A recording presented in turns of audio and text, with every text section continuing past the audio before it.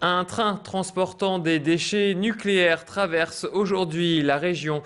Ce convoi a quitté Valognes dans la Manche cette nuit pour rejoindre Dezel près d'Anvers en Belgique dans la soirée.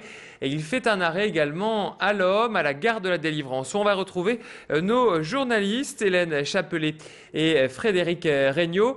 Alors Hélène, est-ce que le train est bien arrivé donc en gare de l'Homme ?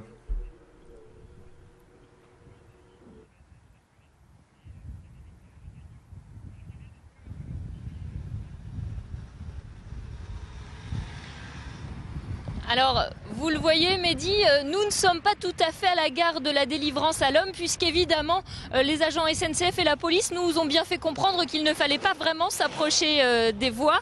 Nous sommes donc sur un pont, et vous le voyez derrière nous, nous voyons quelques trains à l'arrêt qui sont stationnés. Pour l'instant, impossible de savoir si le train est réellement là. Un agent de la SNCF nous disait qu'il était bien arrivé, mais nous n'arrivons pas évidemment à le reconnaître. Alors, j'ai à côté de moi Laura Hameau, qui est la porte-parole du réseau Sortir du nucléaire.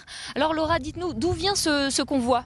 Alors, ce train vient de l'usine Areva de La Hague, dans la Manche, où ces déchets ont été compactés. Alors, ces déchets provenaient initialement de centrales nucléaires belges. Ils ont été acheminés jusque La Hague pour ensuite être traités dans cette usine Areva. Ces déchets y ont été compactés. Ils ont été chargés hier soir au terminal ferroviaire de Valognes, toujours dans la Manche. Et le train est parti vers 1h40 pour arriver ce matin sur les coups de 10h à l'Homme Délivrance. Alors, vous le disiez, pour vous, le train, il est là. Comment est-ce qu'on pourrait le...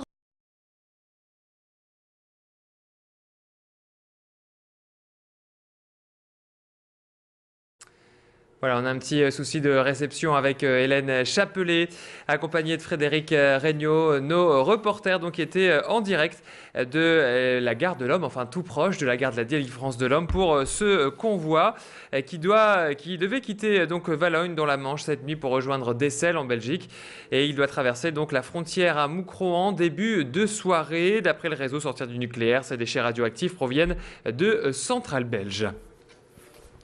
Dans l'actualité également de cette journée, fait divers avec Dominique Cotret qui s'avoue victime d'inceste. Je vous le rappelle, cette mère de famille de Villars-au-Tertre dans le Douaisis avait défrayé la chronique cet été. Elle est soupçonnée d'avoir tué 8 de ses nouveau-nés, de les avoir enterrés. Hier, cette aide-soignante de 46 ans a affirmé avoir été abusée par son père dès l'âge de 8 ans, puis à plusieurs reprises au cours de sa vie jusqu'à la mort de ce dernier en 2007. Elle aurait tué ses nourrissons car elle ne voulait pas que les médecins s'aperçoivent que, ils étaient de son père. Dominique Cotret a également affirmé avoir des doutes sur la paternité de ses filles. Et des expertises ADN ont cependant montré que 6 des 8 bébés étaient bien du mari de Dominique Cotret. Un doute subsiste sur 2 des nouveau-nés, faute d'ADN de qualité suffisante. L'actualité marquée également par une école maternelle et plusieurs habitations évacuées ce matin à Lers. Un engin a percé accidentellement une conduite de gaz et a provoqué une grosse fuite sur rue du Maréchal Leclerc, à la limite de Roubaix. Au total, une cinquantaine de personnes ont été évacuées. Les agents de Gaz de France tentent de résoudre le problème rapidement car un garage et une briqueterie sont également au chômage technique. L'école Perrault est fermée et 220 foyers sont privés de gaz le temps de l'intervention. Un courrier de menace adressé à Martine Aubry en janvier dernier. La maire de Lille a reçu une enveloppe contenant une cartouche de fusil. Cette forme de protestation qui est assez rare, contrairement aux lettres de menaces et d'insultes. La mairie prend tout de même ce courrier au sérieux. Une plainte a été ouverte, une enquête a également été donc ouverte par la police judiciaire de Lille. Mais les services de la mairie ne se disent pas inquiets, précisent que le courrier est trié tous les jours avant d'être remis à la première secrétaire du PS. En bref, toujours OVH s'implante en Tunisie. La société roubaisienne, spécialisée dans l'hébergement Internet, a annoncé l'ouverture d'une antenne à Tunis après un an de retard. OVH proposera aux clients tunisiens l'ensemble de ses services commercialisés en France, comme les noms de domaine, les emails, l'hébergement mutualisé ou encore les serveurs dédiés.